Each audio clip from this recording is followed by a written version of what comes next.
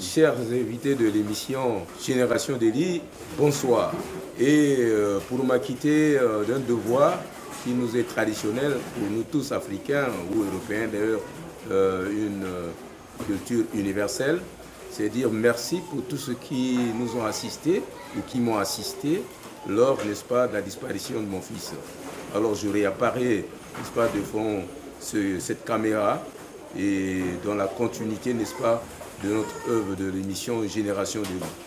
Pour cela, chers téléspectateurs, dans le même élan, en tout cas, nous sommes ici en train de découvrir quelque chose inhabituel, mais certainement qui va attirer l'attention de tout un chacun, parce qu'il s'agit du nouveau ciel qui nous tombe, droit du ciel, et qui descend sur terre. C'est-à-dire, c'est la Jérusalem céleste, l'âge d'or. Nous avons écouté les différents prophètes parler dans d'autres cieux, ou alors sous d'autres cieux. Nous avons écouté ceux qui sont dans le message de Frère Branham parler du temps du soir ou le temps de la fin. Nous avons écouté ceux de l'église Ngouzis parler de leur, n'est-ce pas, leur message, Ngunza message. Nous avons parlé des différents messages. Aujourd'hui, en tout cas, nous sommes fixés et surpris dans nos investigations de découvrir un nouveau monde. C'est un nouveau monde qui vient de Dieu. C'est pour cette raison que vous remarquez que nous sommes dans une cité. En tout cas, différent d'une parcelle. Nous sommes dans une cité céleste qui descend sur terre. Alors, pour cela, avec vous, nous allons être curieux de connaître, de savoir ce qui en est. Parce que dans cette parcelle, nous avons dans cette cité céleste de Jérusalem céleste, nous avons pu découvrir qu'il y a un homme qui a été, n'est-ce pas, envoyé de Dieu et qui, depuis, pour votre information, sinon nous tous, depuis 18 ans, n'a jamais mis les pieds hors de cet endroit. 18 ans, je dis bien, n'a jamais mis pied hors de cet endroit. Alors, en tout cas, c'est inhabituel pour nous, Pointe-Nécrin, pourquoi pas Brazzavillois, pourquoi pas Congolais ou Africains. Cette personne n'a jamais vu en dehors de là où nous sommes. Et tout ce que vous allez, cet environnement que vous constatez, que vous voyez au travers de cet écran, ça a été conçu par lui-même. Et même cette arche que vous voyez a été conçue par lui. D'autres diront, oh là là, il y a eu l'arche de Noé, comment lui il vient encore avec son arche à lui. Mais il va nous en donner des explications dans les détails au cours de cette émission. Pour cela, nous allons faire sa connaissance, parce que même moi je ne le connais pas, mais dans nos investigations, nous avons ouï entendre et nous sommes rapprochés de lui. Il nous a ouvert les portes, en tout cas il a dit, monsieur Obidi, vous êtes le bienvenu chez moi, et c'est une cité qui reçoit tout le monde. Par les chants, par les prières, par les jeûnes, par les carêmes, la nature accompagnera nos prières. En avant, il est temps de jeûner. Merci beaucoup. Je vais me présenter aujourd'hui à la Génération d'Élie de notre journaliste M. Obili. Je suis Mboko Wilfried du nom de famille, et quand Yahvé m'appelle, et quand il me présente cette fois-ci au monde, et il change donc il me change de nom. Donc au lieu de Wilfried, il change donc de prénom. Au lieu de Wilfried, il dit que je deviens Winaïva, qui veut dire la grâce de Dieu, la lumière divine. Merci beaucoup. Merci maître, vous avez suivi comme moi, c'est Winaïva. Alors nous découvrons maître Winaïva, qui va nous faire des déclarations ici, que vous allez certainement être surpris. Parce que c'est pas facile d'écouter ça, et c'est pas facile de voir et vivre ce que nous sommes en train de vivre. Maître, nous sommes attirés, n'est-ce pas, par, je peux appeler ça une transfiguration terrestre, et nous sommes attirés par des choses où nous regardons, quand nous regardons autour de nous, il y a des tableaux qui nous attirent, il y a des écritures. Nous voulons savoir un peu, avant que nous entrons dans le vif, en tout cas nous entrons, est-ce que c'est d'une révélation céleste ou alors c'est votre conception personnelle humaine?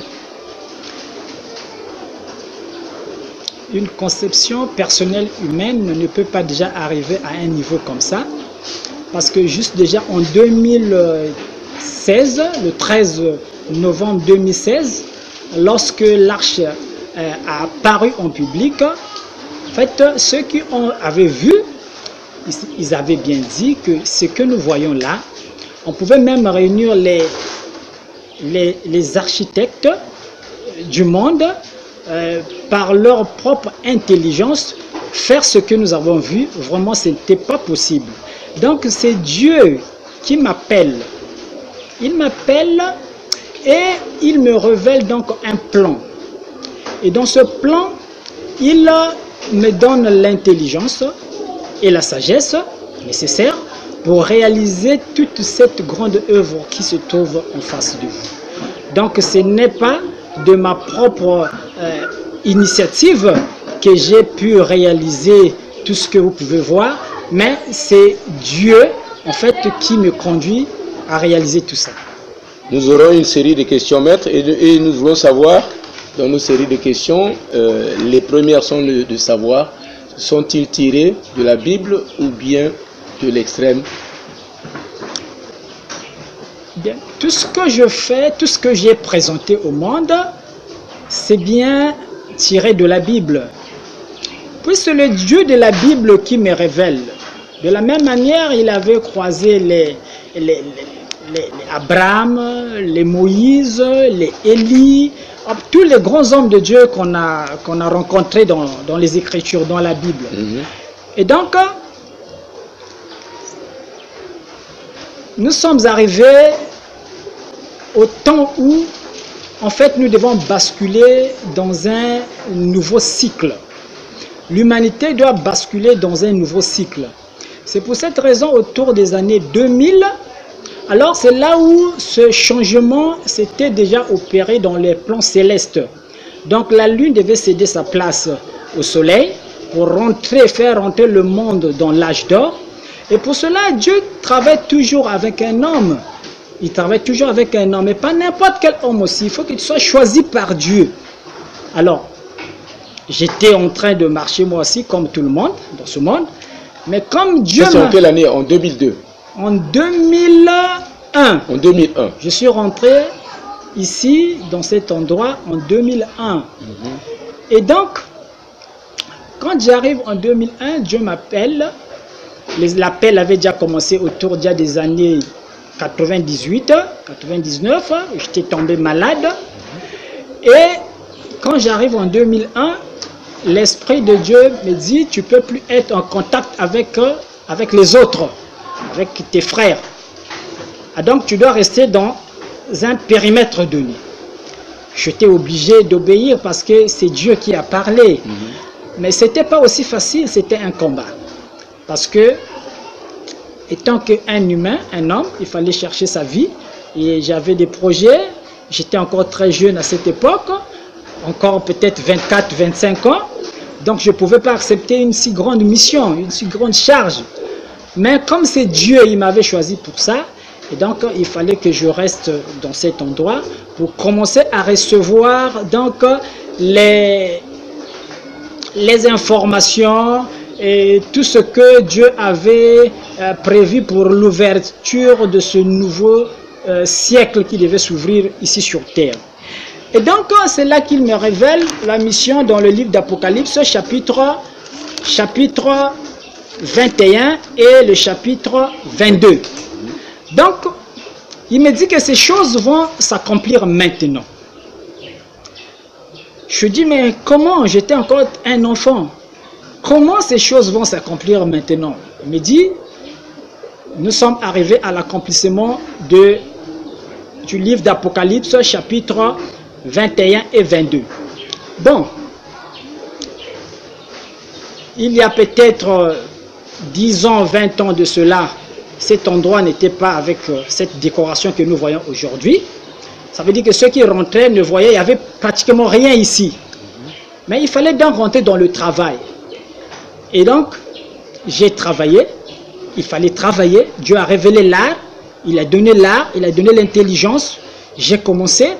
Et autour des années 2005-2006, c'est là où les grandes activités de l'Arche d'Or avaient commencé. Et donc, il fallait donc commencer à travailler. Alors, autour des années 2008, c'est là où, effectivement, je commence avec la matérialisation de cette machine que nous voyons derrière, cet engin. C'est un vaisseau, c'est une navette spatiale et c'est la première navette aussi que peut-être dans l'histoire des Africains, qu'un Africain a matérialisé une navette spatiale. Bon, s'il y en a, je crois qu'on nous fera aussi découvrir. Alors, donc Dieu révèle un nouveau ciel. Comme il est dit dans le livre d'Apocalypse chapitre 21, la nouvelle Jérusalem céleste qui devait descendre auprès de Dieu. Jean voit une cité qui devait descendre sur terre parmi les humains. Et quand Jean fait cette vision, il est sur l'île de Patmos. Et il y avait un temps que Dieu avait fixé pour que ces choses soient matérielles sur la terre. Bon, un peu dans notre pays, le Congo, nous entendons qu'il y a des gens qui avaient vu cette cité descendre au Congo. Donc des gens qui nous ont parlé de la nouvelle Jérusalem céleste. Quand nous prenons par exemple le cas de Luzolo, ils nous ont parlé de la nouvelle Jérusalem céleste. Le fois c'est Chikwabo, il avait bien vu cette vision. Mais jusque-là, ils n'ont jamais présenté l'épreuve de la nouvelle Jérusalem sur terre parce que c'est une vision. La vision ne veut pas dire détenir l'objet ou la chose. Alors, quand Dieu fait descendre donc cette cité, il fallait donc la matérialiser. C'est pour cette raison, nous pouvons entendre qu'il y a des gens qui sont déclarés aussi détenir l'étoile. Mais physiquement, ils ne peuvent pas nous présenter cette étoile. Et l'étoile aujourd'hui, c'est bien, elle est bien vraie qu'elle est au Congo. Et Dieu m'a donné donc cette intelligence, cette sagesse pour matérialiser cette étoile.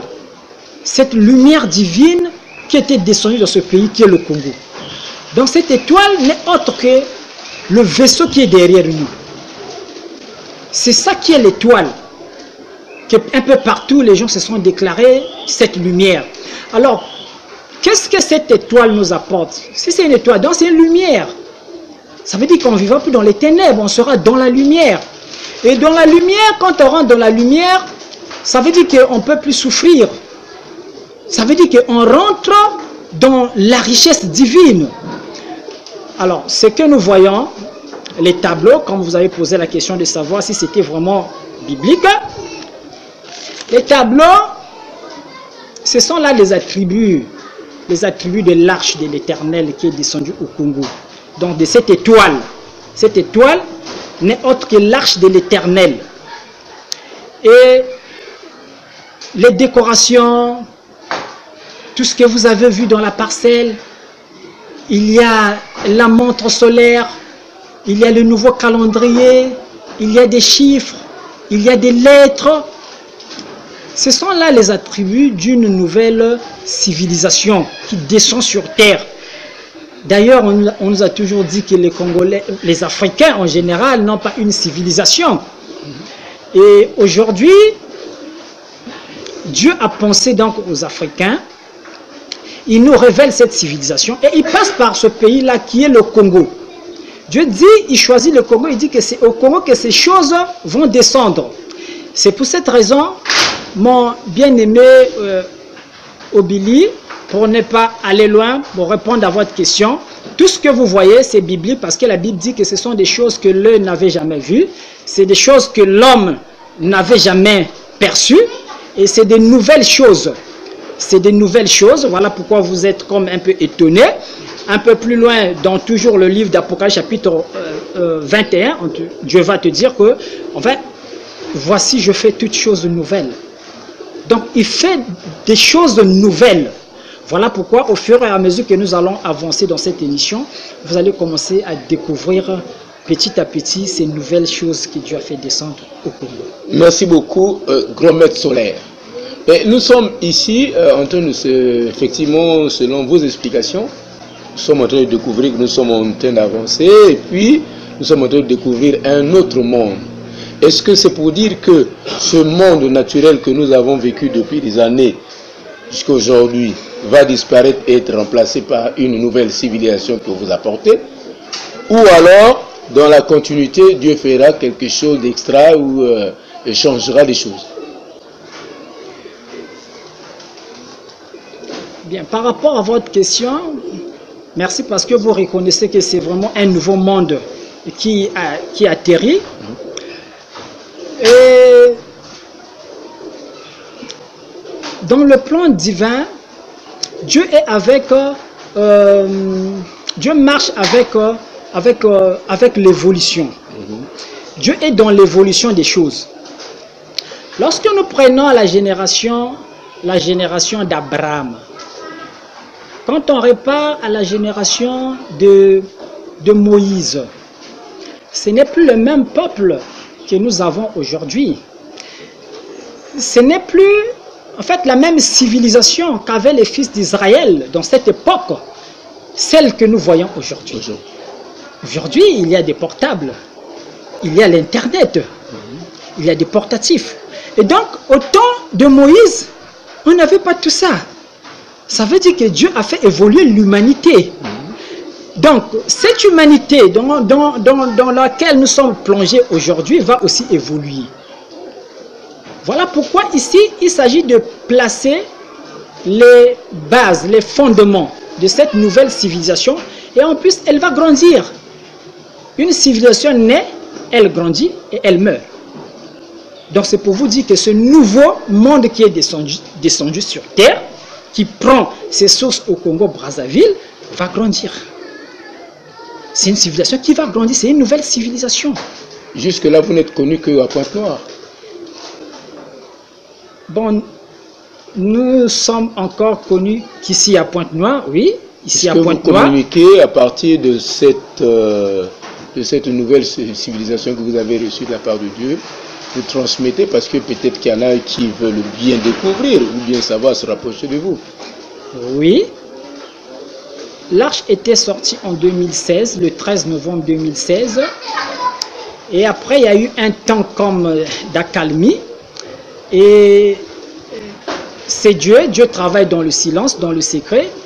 Bon, il fallait donc qu'on se prépare. Il fallait donc se préparer. Se préparer, essayer de résoudre certains problèmes un peu terrestres qui n'ont rien à voir avec la mission de Yahvé. Et après que nous sommes arrivés donc au point, bon, on a lancé avec la fraternité Winaïva parce que c'est un bébé qui est né. Il fallait chercher un acte de naissance pour l'enfant. On a essayé de faire le maximum et le bébé a eu 1 an aujourd'hui. Donc nous sommes la fraternité